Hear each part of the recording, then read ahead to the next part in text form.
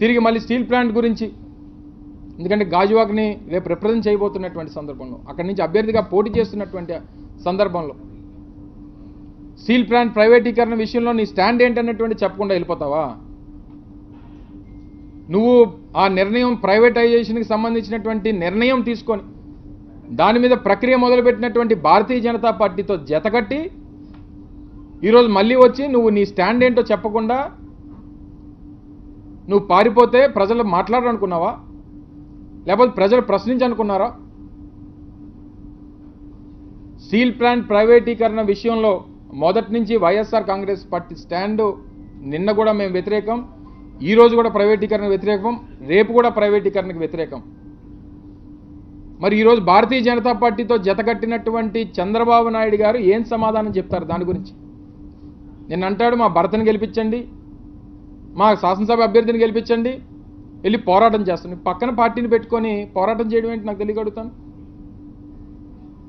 ఆ నిర్ణయం తీసుకున్నటువంటి రాజకీయ పార్టీని పక్కన పెట్టుకొని తిరిగి ఆ ప్రైవేటీకరణ నిర్ణయాన్ని మేము వెనక్కి తీసుకుంటామని చెప్పించడం మానేసి వీళ్ళకి ఓట్లేస్తేనట వెళ్ళి పోరాటం చేస్తారట.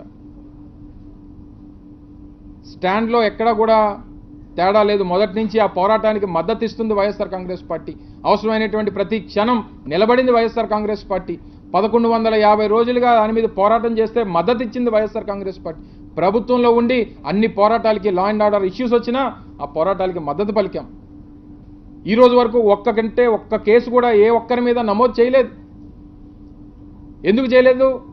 ఆ పోరాటానికి మద్దతు పార్టీ ఇస్తుంది కాబట్టి, ప్రభుత్వంలో ఉన్నాం కాబట్టి, ఆ రోజు అసెంబ్లీలో తీర్మానం చేశాం కాబట్టి, ఆ రోజు కనీసం అసెంబ్లీలో తీర్మానం చేసినప్పుడు కూడా ఆ రోజు ఉండకుండా బయటికి వాకౌట్ చేసి వెళ్ళిపోయింది తెలుగుదేశం పార్టీ. ఆ రోజు అసెంబ్లీలో ఏం సమాధానం చెప్తారు ప్రజలకి?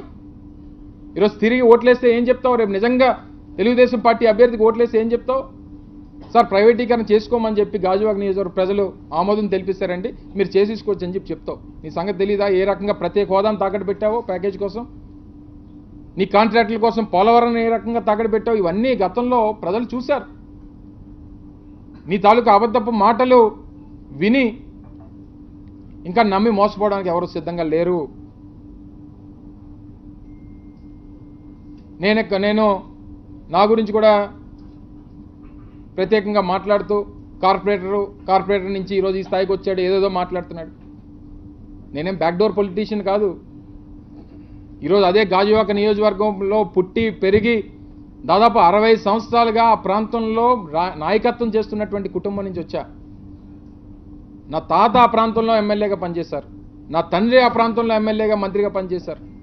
ఈరోజు మళ్ళీ నాకు ఆ ప్రాంతంలో పనిచేసేటువంటి అవకాశం వచ్చింది. ఈరోజు గాజువాక నియోజకవర్గంలో ఏ ప్రాంతానికి వెళ్ళినా, ఏ గ్రామానికి వెళ్ళినా అక్కడ మేము చేసినటువంటి అభివృద్ధి కార్యక్రమాలు, స్కూల్ బిల్డింగ్ల నిర్మాణం దగ్గర నుంచి, కమ్యూనిటీ హాల్స్ నిర్మాణాల దగ్గర నుంచి, తుఫాన్ షెల్టర్కి సంబంధించి ఇళ్ల పట్టాలు మంజూరు చేసినటువంటి సందర్భం నుంచి, హౌసింగ్ నిర్మించేటువంటి కార్యక్రమాల దగ్గర నుంచి ఎన్నో అభివృద్ధి కార్యక్రమాలు ఆ ప్రాంతానికి చేసినటువంటి కార్యక్రమం. ఈరోజు గాజువాక నియోజకవర్గం ఈరోజు ఒక పారిశ్రామిక ప్రాంతంగా ఈరోజు అవతరించిందంటే ఆ రోజు దానికి పునాదులు వేసినటువంటిది దాంట్లో ఒక కుటుంబం, మా కుటుంబం. ఎందుకంటే BHELకి ఇప్పుడున్నటువంటి BHEL, అప్పుడు BHPVకి భూములు ఇచ్చింది మేము. ఇప్పుడున్నటువంటి ఇండస్ట్రియల్ ఎస్టేట్కి భూములు ఇచ్చింది. హిందుస్థాన్ జింక్కి భూములు ఇచ్చినటువంటి దాంట్లో ప్రధానమైనటువంటి పాత్ర పోషించింది. స్టీల్ ప్లాంట్కి భూములు ఇచ్చినటువంటి దాంట్లో ఈరోజు పారిశ్రామికంగా ఆ ప్రాంతం ఎదిగిందనంటే వాటిల్లో ఆ పునాదుల్లో ఉన్నటువంటి కష్టంలో ఉన్నటువంటి కుటుంబం నుంచి వచ్చినటువంటి వ్యక్తులు. నీలాగా నీ కొడుకులాగా వెన్నుపోటు పొడిస్తే మేమేమి మా మంత్రులను ఎమ్మెల్యేలు అయిపోలేదు, లేకపోతే నీలాగా వెన్నుపోటు పొడిస్తే ముఖ్యమంత్రులు అయిపోలేదు, లేదా నీ కొడుకులాగా నువ్వు ముఖ్యమంత్రి కాబట్టి నీ కొడుకుని తీసుకుని వచ్చి మంత్రిని ఎలా ఏ రకంగా చేసుకున్నావు ఆ రకంగా అయిపోలేదు. కష్టపడి పనిచేసి గ్రాస్ రూట్ లెవెల్ నుంచి కష్టాన్ని, బాధల్ని, ఇబ్బందుల్ని, సమాజం పడుతున్నటువంటి ఇబ్బందుల్ని, సొసైటీకి కావాల్సినటువంటి అవసరాల్ని గుర్తించి ఈరోజు రాజకీయాల్లోకి వచ్చి ఈరోజు ఈ స్థానానికి వచ్చాం. ఈరోజు ఇవన్నీ మర్చిపోయి ఏది పడితే అది మాట్లాడేస్తావు. నీ కొడుకేమో ఒక రకం, నువ్వు ఒక రకం, ఏది పడితే అది మాట్లాడతారు. ఈరోజు BHPV ఆ రోజు విలీనం అయిపోతుంటే 99-2004 మధ్యలో దాన్ని అమ్మేద్దామని చెప్పి ప్రయత్నం చేస్తే కాపాడింది రాజశేఖర రెడ్డి గారు. మా ఇంటి పక్కన ఉన్నటువంటి జింక్ని అయితే ఆ రోజు అమ్మేశావు. ఆ రోజు NDA కన్వీనర్, దేశానికే ఎన్డీఏ కన్వీనర్ నువ్వు. మరి ఆ రోజు ఏం చేసావు? డిజిన్వెస్ట్మెంట్. ఆ రోజు కూడా స్టీల్ ప్లాంట్ డిజిన్వెస్ట్మెంట్ అయిపోతుంటే ఆఖరి నిమిషంలో కాంగ్రెస్ పార్టీ ఆ రోజు రాజశేఖర రెడ్డి గారు ఆ రోజు రావడం, ఆయన ముఖ్యమంత్రిగా కాపాడినటువంటి పరిస్థితులు. షిప్ యార్డ్ని కాపాడింది రాజశేఖర రెడ్డి గారు. ఈ ప్రభుత్వ రంగ సంస్థల్ని కాపాడినటువంటి చరిత్ర రాజశేఖర రెడ్డి గారి కుటుంబానికి ఉంది. మళ్ళీ రేపు స్టీల్ ప్లాంట్ కూడా కాపాడేటువంటి కార్యక్రమం కూడా జగన్మోహన్ రెడ్డి గారు మాత్రమే చేయగలరనేటువంటి విషయాన్ని కూడా తెలియజేస్తా ఉన్నా. సో ఇవన్నీ పెట్టుకొని ఇంత ఘన చరిత్ర నీకు ప్రైవేట్ ప్రభుత్వ రంగ సంస్థలకు సంబంధించి నీకు చరిత్ర ఉంది. 99 నుంచి 2004 మధ్యలో 55 ప్రభుత్వ రంగ సంస్థల్ని ప్రైవేటైజ్ చేసినటువంటి చరిత్ర చంద్రబాబు నాయుడు. ఆల్విన్ షుగర్స్, నిజాం షుగర్స్ కానీ, ఆల్విన్ కానీ, రిపబ్లిక్ ఫోర్జ్ కానీ, ఇలా రకరకాలైనటువంటి కంపెనీలు ఉన్నతమైనటువంటి స్థానాల్లో ఉన్నటువంటి ఏదైతే ప్రభుత్వ రంగ సంస్థల్ని అమ్మేసినటువంటి చరిత్ర. నువ్వేం చెప్తావు? నీకు ఏ రికార్డు ఉంది? ఏ ట్రాక్ రికార్డు ఉంది? ఇంకో పలానా ప్రభుత్వ రంగ సంస్థని కాపాడినటువంటి ట్రాక్ రికార్డు ఒకటి చూపించు. నువ్వు వచ్చి ఈరోజు స్టీల్ ప్లాంట్ గురించి నువ్వు ఏదో ముసలికన్నీరు కారిస్తే ఎవరు నమ్మడానికి సిద్ధంగా లేరు. సో ఇవన్నీ కూడా దయచేసి గమనించమని చెప్పి కోరుతా ఉన్నాం.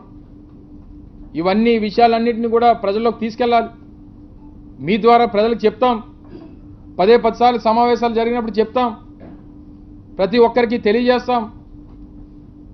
అక్కడ ఉన్నటువంటి ప్రతి ఒక్కరికి భరోసానిచ్చేటువంటి కార్యక్రమాన్ని చేస్తాం.